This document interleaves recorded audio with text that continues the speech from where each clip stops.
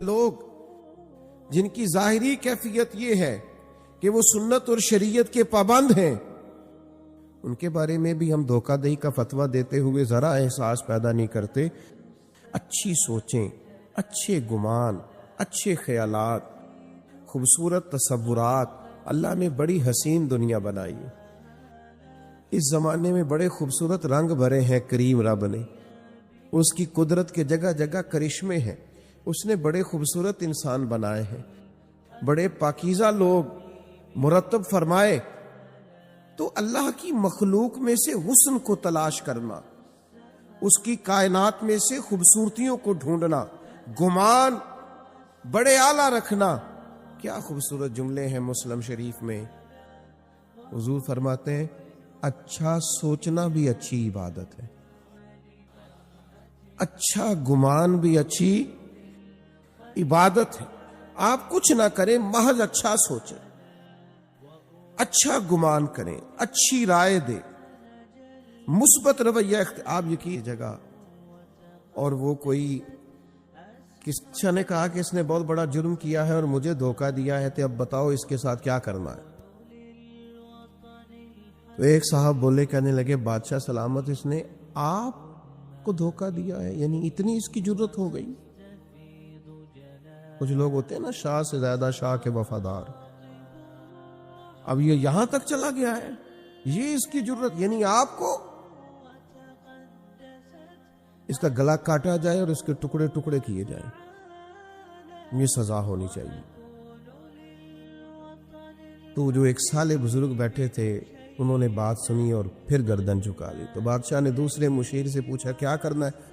اس نے کہا حضرت ہم نے تو زمانہ دیکھا ہے، آپ کی تو دنیا قدر کرتی ہے، لیکن یہ سمجھے کچھ نہیں، یعنی آپ ہی کے بارے میں اس نے یہ کر دیا، اس طرح کریں اسے جلا ڈالیں،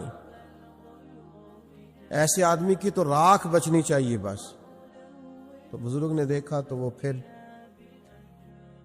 سن کے بعد گردن جھکائی۔ تو اسی طرح کے مشورے ملے تو سب خاموش تھے۔ ان خاموشیوں میں ایک فقیر فاقہ مست بھی تھے،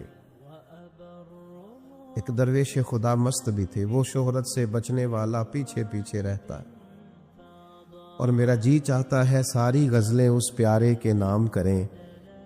وہ پیچھے کونے میں ایاز بھی چھپے ہوئے ایک باریک دانوں کی تسبیح لیے اپنے اللہ کی یاد میں مصروف تھے۔ کہاں منشور ہم اور کہاں ہنگامے محبت کے، ایک حجرے میں رہتے ہیں خدا کو یاد کرتے ہیں۔ وہ پیچھے سے کونے میں آرام سے بیٹھے تھے۔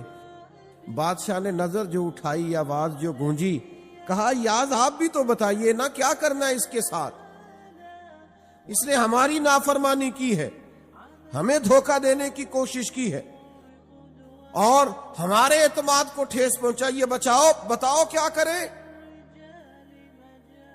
تو فقیر کی جھکی ہوئی نظریں اٹھیں اور پھر ہاتھ باندھے کھڑا ہوا، کہنے لگا بادشاہ آپ کا اقبال بلند ہے، یہ بلند ہی رہے گا، عزتیں اللہ نے دی ہیں، اللہ ان میں دوام پیدا فرمائے گا۔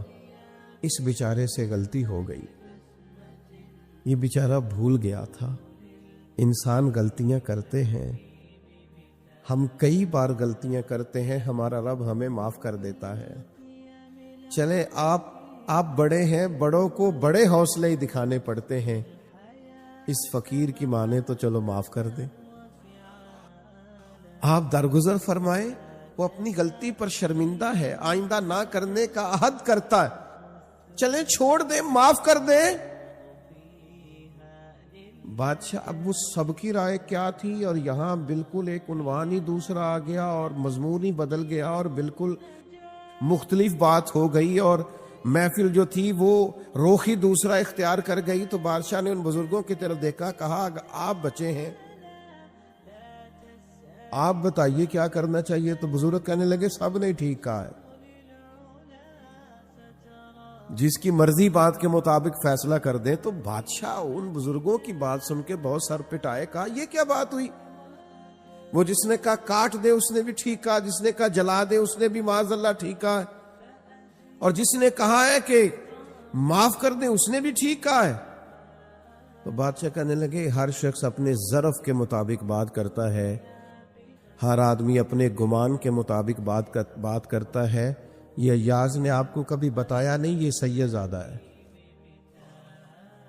اس نے جو بات کی ہے اپنے ظرف کے مطابق بات کی ہے، تیری نسل پاک میں ہے بچہ بچہ نور کا، تو ہے عین نور تیرا سب گھرانہ نور کا، ان کے مزاج میں معاف کرنا ہے، ان کی طبیعت میں درگزر کرنا ہے، ان کو سکھایا ہی معاف کرنا گیا ہے۔ بادشاہ جس نے جو کہا اپنے گمان کے مطابق کہا، انہوں نے جو کہا اپنی سوچ کے مطابق کہا، فقیر سے پوچھو تو وہی کر دو جو ایاز نے کہا ہے۔ میرے بھائی، آپ کا گمان مضبوط ہونا، آپ کی سوچوں کا طاقتور ہونا، یہی تو آپ کو طاقتور کرتا ہے۔ جن کے ارادے بڑے ہوتے ہیں وہی تو محنت زیادہ کرتے، جن کے حوصلے بڑے ہوتے ہیں وہی تو زیادہ لوگوں کو لیڈ کر پاتے، جن کا ظرف بڑا ہوتا ہے وہی تو بڑے کارہائے نمایاں سر انجام دیتے ہیں۔ لیکن ہماری سوچوں میں بڑی کمزوری آئی ہے، ہمارے لہجے کے اندر بڑی کمزوری آئی۔ میں نے دیکھا ہے کہ گزرتے ہوئے وقت کے ساتھ ساتھ لوگوں کا رویہ یہ ہو گیا ہے کہ بس میں ہوں اور میرے علاوہ کوئی بھی نہ ہو۔ آپ مضبوط ذوق پیدا کریں اپنی زندگی کے اندر، بڑے حوصلے پیدا کریں، بڑے گمان پیدا کریں۔ 10 دن قیام کیا ہے نبی کریم علیہ الصلوۃ والسلام نے طائف کے اندر، 10 دن۔ اگر آپ کی زیادہ توجہ ہو میری بات پر تو 10 دن حضور قیام فرما رہے اور ایک شخص نے بھی کلمہ نہیں پڑھا، بلکہ جو عربوں کا مزاج تھا نا، خوش آمدید کہنے کا اور مہمان نوازی کرنے کا اور مثبت رویہ پیش کرنے کا اور خدمت کرنے کا، وہ جو ان کے مزاج اور رواج تھا وہ بھی انہوں نے نہیں کیا کام۔ 10 دن حضور کا قیام رہا، الٹا انہوں نے پتھر مارے، اوباش نوجوانوں کو معاذ اللہ پیچھے لگا دیا، بہت ساری ذہنی، اعصابی اور جسمانی تکلیف دی۔ اتنے سخت رد عمل کے بعد نبی کریم علیہ السلام ایک باغ میں تشریف لے آئے، کریم تشریف فرما ہے، غلام ساتھ ہے۔ غلام عرض گزار ہوئے، یا رسول اللہ صلی اللہ تعالی علیہ وسلم، جو روایتی اخلاق ہے عرب کا یہ تو اس سے بھی بہت آری نکلے، حضور اتنی تکلیف دی، آپ کرم نوازی فرمائے، ہاتھ اٹھائے، دعا کریں یہ برباد ہو جائیں، آپ بندہ نوازی فرمائیں، ان کے لیے دعائے ضرر کریں، تباہ ہو جائیں یہ۔ حضور فرمانے لگے کر دو دعا، رسول اللہ کر دیجئے۔ تو محبوب نے ہاتھ اٹھائے، کہا اے اللہ انہیں ہدایت عطا فرما، یہ جانتے نہیں یہ کیا کر رہے ہیں، انہیں شعور نہیں یہ کیا۔ آپ چھوٹے بچے کے بارے میں کہتے ہیں نا، ابھی بچہ اسے تو پتہ ہی نہیں، اس کا شعور ہی نہیں، سوچ ہوتی ہے نا ایک کہ بھئی بچہ ہے، نادان ہے، اسے کیا خبر ہو۔ تو کریم اللہ کے حضور عرض کرتے، مالک انہیں شعور ہی نہیں ہے، انہیں پتہ ہی نہیں ہے یہ کیا کر رہے، تو انہیں ہدایت کا نور عطا فرما، تو ان کے حق میں فضل والا فیصلہ فرما۔ جب دعا ختم ہو گئی تو غلام عرض گزار ہوئے، یا رسول اللہ صلی اللہ تعالی علیہ وسلم، ایک شخص نے بھی کلمہ نہیں پڑھا اور ان کا رویہ ہمارے ساتھ انتہائی سخت اور ترش رہا، لیکن حضور آپ نے پھر بھی ان کے لیے دعا فرمائی اور ہدایت کی دعا کی، حالانکہ ایک بھی نہیں مانا۔ تو یہ سوچ ہے نا، یہ گمان ہے نا، یہ رائے ہے نا، یہ وہ رائے ہے جو ہماری سوچوں کو پاکیزگی دیتی ہے اور حجاز کی پاکیزگی دیتی ہے۔ حضور فرمانے لگے اگر انہوں نے نہیں مانا تو میں ان کی بربادی کی دعا کیوں کروں، اگر یہ نہیں مانتے تو مجھے امید ہے ان کی آنے والی نسلیں مان جائیں گی۔ ہم نے اگلی نسل سے اچھی امید وابستہ کر لی، اگلی نسل مسلمان ہو جائے گی، کلمہ پڑھ جائے گی، دین کے اندر آ جائے گی، لیکن تباہی اور بربادی کی دعا نہیں کرنی۔ آپ اندازہ کر لیجئے نا آج ہمارے ہاں کتنی مایوس باتیں ہوتی ہیں، کمزور باتیں ہوتی ہیں، بدگمانیاں ہوتی ہیں، لوگوں کا خیال ہوتا ہے، وہ بعض دوست تو ایسی خبریں دیتے ہیں کہ ان کے پاس آپ 10 منٹ بیٹھے تو محسوس ہوتا ہے کہ آخری دن چل رہا ہے دنیا کا، وہ کل کچھ ہونے والا، اتنی سخت ترین ان کے پاس کمزور خبریں ہوتی ہیں۔ اچھا گمان، اچھی رائے اور خوبصورت طرز کلام، یہ جو لوگ خوش رہنا چاہتے ہیں نا، اس کا بھی ایک ہی نسخہ ہے کہ سوچا اچھا کریں، مثبت رہا کریں۔ آپ یقین کریں کہ زندگی میں بہار آ جائے گی۔ بہت سارے لوگ زندگی میں دیکھے ہیں جن کو زیادہ پرواہ ہی نہیں ہے، خوش رہتے ہیں، آگے بڑھ جاتے ہیں، کسی نے کچھ کہہ دیا تو کہتے ہیں چلو کوئی حرج نہیں، کہہ دیا تو پھر کیا ہوا۔ ایک حدیث ہے مشکاۃ شریف میں بڑی خوبصورت، زندگی میں بڑا کچھ اس کے مفاہیم سے سیکھنے کو ملتا ہے۔ کچھ لوگ نا جب ہار جاتے ہیں نا پورے طور پر، تو پھر وہ معاذ اللہ ثم معاذ اللہ نقل کفر نباشت، پھر وہ گالم گلوچ پہ آ جاتے ہیں۔ جب دلیل کی دنیا سے ہار جاتے ہیں، پھر کمزور پڑ جاتے ہیں تو ایسے رویے اختیار کرتے ہیں۔ عرب کے لوگ بھی جب پورے طور پر ہار گئے نا، کمزور پڑ گئے، تو پھر انہوں نے ہاری ہوئی ایک تجویز سوچی، یہ مشکاۃ شریف میں موجود ہے۔ انہوں نے کہا یار عجیب لوگ ہیں، ہم نبی کریم علیہ السلام کا اسم گرامی بھی لیتے ہیں، محمد بھی کہتے ہیں صلی اللہ تعالی علیہ وسلم، اور محمد کا تو معنی ہے جس کی بار بار تعریف کی جائے۔ معاذ اللہ تعالی ہم ان کا اسم گرامی بھی لیتے ہیں جس کا مفہوم ہی یہ ہے کہ تعریف کی جائے، اور پھر ہم ان پر تنقید بھی کرتے ہیں۔ تو انہوں نے حضور کا نام نامی اسم گرامی معاذ اللہ بگاڑ کے لینا شروع کیا۔ مجھے بتائیے گا، چڑھا سخت بات کی ہے، لیکن فرمانے لگے یہ لوگ تو بھول ہی گئے تھے، میرا یہ نام اچھا کیا یاد کرا دی۔ تو صحابی نے آ کے عرض کی یا رسول اللہ صلی اللہ تعالی علیہ وسلم، وہ آپ کا نام بگاڑ کے لیتے ہیں، اور معاذ اللہ نام بگاڑ کے آپ کو برا بھلا کہتے ہیں۔ تو محبوب نے کیا جواب دیا؟ وہ بڑے پریشان تھے، اور جب آئے تھے تو ان کے لہجے کے اندر بڑی سخت قسم کی گرانی تھی کہ یہ ان کی جرت اور اس طرح کا ان کا رویہ۔ بڑی تکلیف میں تھے، پریشانی میں تھے، مایوس تھے، اور ان کے لیے سخت رائے رکھتے تھے۔ حضور نے کیا فرمایا؟ فرمایا یشتمیون مزمما ویلعنون مزمما وانا محمد صلی اللہ تعالی علیہ وسلم۔ فرمایا وہ کسی مزمم کو برا بھلا کہتے ہوں گے، کسی مزمم کو گالی دیتے ہوں گے، مجھے تو اللہ نے محمد بنا کے بھیجا ہے، میں تو محمد ہوں۔ پتہ نہیں کس کی بات کر رہے ہیں۔ جب آپ اس سوچ کے مطابق چلیں گے تو زندگی بڑی خوبصورت گزرے گی۔ جب آپ کا خیال ہوگا نا پتہ نہیں وہ کس کی بات کر رہا تھا، نہ جانے وہ کس کے بارے میں یہ تبصرہ کر رہا تھا، آپ خوش ہو جائیں گے۔ لیکن ہم کیا کرتے ہیں؟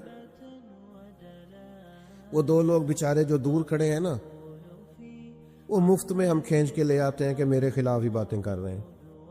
او بھائی آپ اتنے اہم نہیں ہیں، ان کو کوئی اور کام بھی ہو سکتا ہے، وہ کوئی اور گفتگو کر رہے تھے۔ آپ کو کیوں ایسا لگتا ہے کہ سارا زمانہ آپ ہی کو ڈسکس کرتا ہے؟ اور بھی غم ہے زمانے میں محبت کے سوا، اور بھی بڑے کام ہیں لوگوں کو کرنے کے۔ آپ کو کیوں ایسا محسوس ہوتا ہے کہ سب آپ ہی کی بات کرتے ہیں اور سب آپ ہی کا ذکر کرتے ہیں؟ ڈھیر سارے لوگ ہیں جو آپ کو جانتے بھی نہیں ہیں، شمار بھی نہیں کرتے ہیں۔ دنیا کہیں اور بستی ہے، کسی اور جگہ پہ لوگ چیزوں کو دیکھتے ہیں۔ اچھا گمان رکھیں، اچھا سوچا کریں، اچھی رائے دیا کریں، مثبت طرز زندگی اپنائیں، خیر والا معاملہ کریں۔ ہمارے بزرگوں نے یہاں تک بیان کیا ہے کہ آپ باہر گلی میں نکلے اور نماز پڑھ کے آپ نکلے تو آپ کو ایک نمازی اور نیک اور صالح اور دیندار آدمی باہر سے آتا ہوا دکھائی دیا، یہ گمان مت کریں کہ دیکھو جی اس نے جماعت سے نماز ہی نہیں پڑھی۔ یہ گمان کریں کہ ہو سکتا ہے وہاں پڑھ کے آ رہا ہو جہاں 15 منٹ پہلے ہو جاتی ہے۔ آپ اچھا کیوں نہیں سوچتے؟ مثبت رائے کیوں نہیں رکھتے؟ آپ خیر والا معاملہ کیوں نہیں کرتے؟ اچھے گمان۔ اور پھر میں نے بہت سارے لوگوں کے بارے میں لوگوں کو یہ کہتے ہوئے دیکھا ہے، دیکھو یہ آدمی جو ہے نا یہ فلاں معاملے کے اندر بڑا منفی کام کرتا ہے، دیکھو یہ فلاں کام. اچھا مجبوری نہیں سمجھتے، تکلیف نہیں سمجھتے. وہ کسی نے کہا تھا کہ کچھ تو مجبوریاں رہی ہوں گی، یوں ہی کوئی بے وفا نہیں ہوتا. کہیں ہو سکتا ہے کوئی مجبوری کسی کی ہو، کوئی تکلیف ہو. حضرت بشر حافی رحمۃ اللہ تعالی علیہ نا جامع مسجد بغداد شریف میں جمعے کے فرض پڑھنے کے بعد نکل جایا کرتے تھے. تو ایک اچھے بزنس مین کو خیال ہوا کہ ویسے جو لوگ بڑی تبلیغ کرتے ہیں اور لوگوں کو خیر کا سبق دیتے ہیں اور بڑے نوافل بتاتے ہیں، اور خود یہ ہے کہ سنن اور نوافل ابھی ادا نہیں ہوئے اور یہ چلے گئے.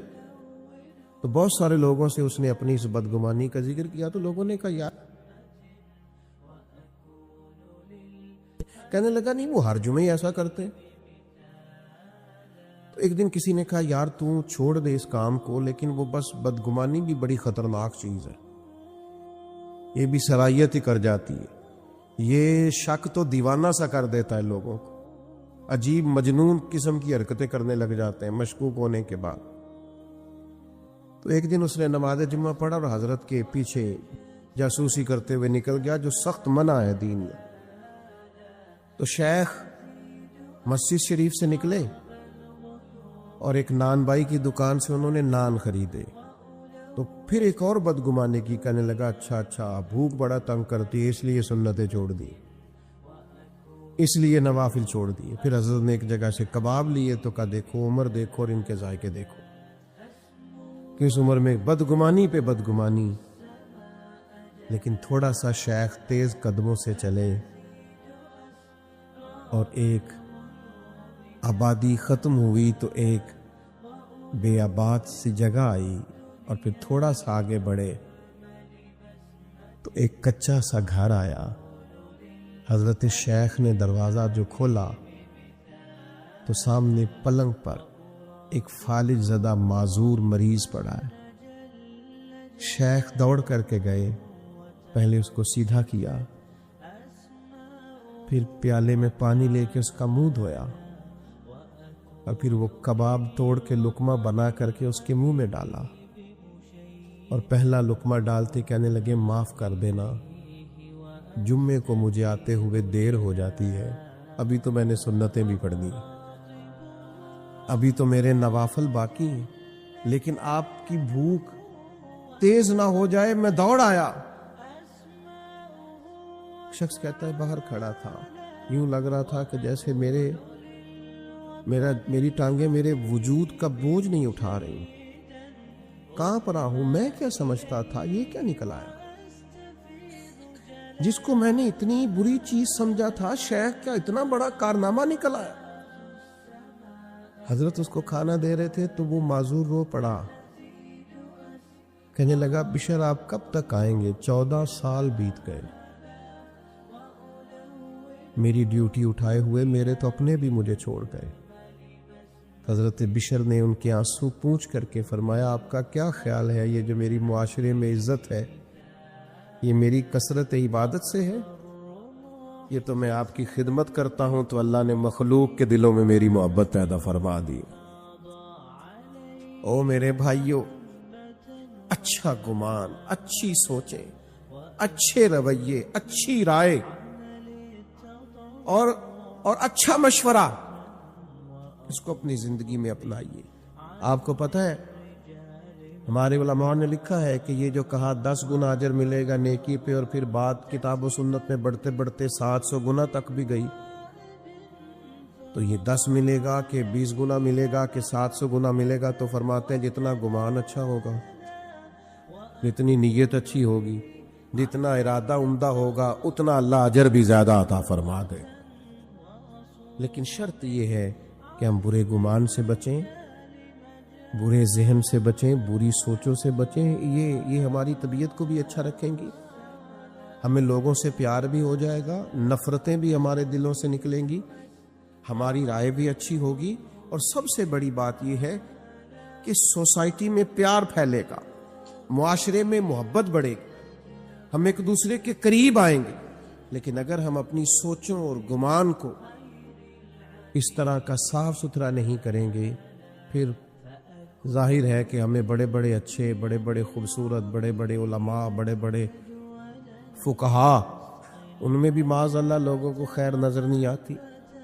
پھر ماحول ایک ایسی طرف چلا جائے گا جس میں بہرحال تکلیف اور گھٹن پیدا ہوگی۔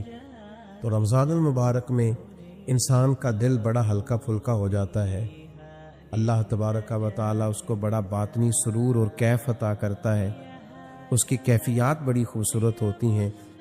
تو جہاں تقوی کا اور بہت سارا نور ہم حاصل کر رہے ہوتے ہیں، وہاں اس چیز کو بھی اپنانے کی کوشش کریں کہ اچھی سوچوں کی پریکٹس کریں، اچھے گمان ان دنوں میں اپنی طبیعت میں پیدا کریں، تاکہ ہمیں اللہ کی مخلوق اچھی لگے، تاکہ ہمیں خیر نظر آئے۔ اللہ تبارک و تعالی سمجھنے کی، عمل کرنے کی اور دین کی طرف لوٹ آنے کی توفیق عطا فرمائے۔ آخر دعوانا الحمدللہ۔ نہیں ابھی تو بولیے نا، کتنے 13 منٹ ہو گئے، کتنا ٹائم بچا ہے؟ ایک ہی بات کرتا ہوں، نبی کریم صلی اللہ تعالی علیہ وسلم نے فرما دیا کہ اس کی ناک خاک آلود ہو، جو رمضان کو پائے اور پھر بھی اپنی بخشش نہ کرا سکے، یعنی اس کو زندگی میں رمضان مل تو گیا لیکن اس سے وہ خیر حاصل نہیں کر سکا، تو یہ تو بہت بڑی خیر پانے کا ایک ذریعہ ہے اور بہت بڑا اجر حاصل کرنے کا ایک ذخیرہ ہے، بشرط یہ ہے کہ اہمیت دیں، توجہ کریں اور کسی لمحے کو ضائع نہ ہونے دیں۔ اللہم صلی علی سیدنا و مولانا محمد معدن الجود والکرم وآلہ وصحبہ وبارک وسلم۔ اللہ کریم ہم سب کا یہاں جمع ہونا، مل بیٹھنا اپنی بارگاہ میں قبول فرما۔ اللہ کریم احباب نے جو بندوبست کیا ہے، تیرے اس گھر میں سب جمع ہوئے ہیں، تو ہماری حاضری کو قبولیت کا درجہ نصیب فرما۔ اللہ تعالیٰ اس کی برکت سے ہمارے گناہوں کو معاف فرما، ہمارے گناہوں کو معاف فرما، ہماری غلطیوں سے درگزر فرما، ہمارے علم کو نافع فرما، ہمارے اعمال کو خالص فرما۔ اللہ ہمیں سجدوں کا ذوق عطا فرما، عبادتوں کا شوق عطا فرما، تلاوتوں کی لذت سے آشنا فرما، درود و سلام کے ذائقے عطا فرما۔ ہم خیر کرنے لگیں تو ہماری مدد فرما، ہم کہیں بھولنے لگیں تو حق ہم پر واضح فرما، ہمیں شر نفس سے محفوظ فرما، شر شیطان سے محفوظ فرما، ناجائز خواہشات کے فتنے سے محفوظ فرما، زندگی تقوی کے نور والی عطا فرما، موت کلمہ اسلام پہ نصیب فرما۔ اللہ امت کی خیر فرما، عالم اسلام کے حق میں رحمت والے فیصلے فرما، فلسطین کے مجبوروں کی مدد فرما، کشمیر کے مظلوموں کی مدد فرما، امت جہاں جہاں بھی تکلیف کا شکار ہے رحمت والے فیصلے فرما، پاکستان کو نظام مصطفیٰ صلی اللہ تعالی علیہ وسلم کا سویرا دیکھنا نصیب فرما۔ اللہ کریم ہم سب کی پریشانیاں دور فرما، جو بیمار ہیں انہیں شفا عطا فرما، جو مقروض ہیں انہیں بارے قرض سے رہائی نصیب فرما، جو تنگ دست ہیں ان کے رزق میں وسعت فرما۔ اللہ کریم جو کمزور ہیں، کسی بھی حوالے سے پیچھے رہ گئے ہیں، ان کی مدد فرما، جو خیر کے کام کر رہے ہیں انہیں مزید توفیقات عطا فرما۔ اللہ کریم ہمیں پاکیزہ سوچیں عطا فرما، پاکیزہ جذبات عطا فرما، عزم اور حوصلہ عطا فرما، ہمت اور توانائی عطا فرما۔ اللہ کریم ہمیشہ خدمت پر معمور رہنے کی توفیق عطا فرما۔ کریم اللہ اس بوجھ سے بچا جو اٹھایا نہ جا سکے، اس تکلیف سے بچا جس پر صبر نہ کیا جا سکے۔ اللہ کریم اس آزمائش سے بچا جس پر انسان سخت تکلیف کا شکار ہو جائے۔ اللہ تعالی ہمارے ذہنوں کو پاکیزگی عطا فرما، سوچوں کو پاکیزگی عطا فرما، دلوں کو نرمی نصیب فرما۔ نبی کریم صلی اللہ تعالی علیہ وسلم کی کامل محبت ہمیں عطا فرما۔ حضور کے نقوش قدم چلنے کی توفیق عطا فرما۔ اللہ ہمیں خیر کرنے اور خیر پھیلانے کا ذریعہ بننے کی توفیق عطا فرما۔ ہماری زندگی باعث رحمت فرما، ہماری وجہ سے کسی کو کبھی کوئی تکلیف نہ پہنچے۔ اللہ تعالی ہم سب کے وجود نفع بخش ہو جائیں، خیر بانٹنے والے ہو جائیں، زبانوں کو سچ کی عادت نصیب فرما۔ اللہ کریم وجود کو صرف رزق حلال ہی نصیب فرما، لقمہ حرام سے محفوظ فرما۔ اللہ کریم وہ سارے احکامات جن سے تو راضی ہوتا ہے ہمیں عمل کی توفیق عطا فرما۔ ہر وہ کام جو تیری ناراضگی کا سبب بنتا ہے اللہ تعالیٰ اس سے ہمیں محفوظ فرما۔ اللہم انا نسألک العفو والعافیۃ فی الدین والدنیا والآخرہ۔ اللہم انک عفو تحب العفو فاعف عنا یا غفور یا غفور یا ارحم الراحمین۔ اللہم انا نسألک العفو والعافیۃ فی الدین والدنیا والآخرہ۔ ربنا تقبل منا انک انت السمیع العلیم وتب علینا انک انت التواب الرحیم۔ رب اغفر وارحم وانت خیر الراحمین۔ رب اغفر وارحم وانت خیر الراحمین۔ رب اغفر وارحم وانت خیر الراحمین۔ یا ارحم الراحمین یا ارحم الراحمین یا ارحم الراحمین۔ وصلی اللہ تعالی علی حبیبہ سیدنا و مولانا محمد وآلہ واصحابہ اجمعین برحمتک یا ارحم الراحمین۔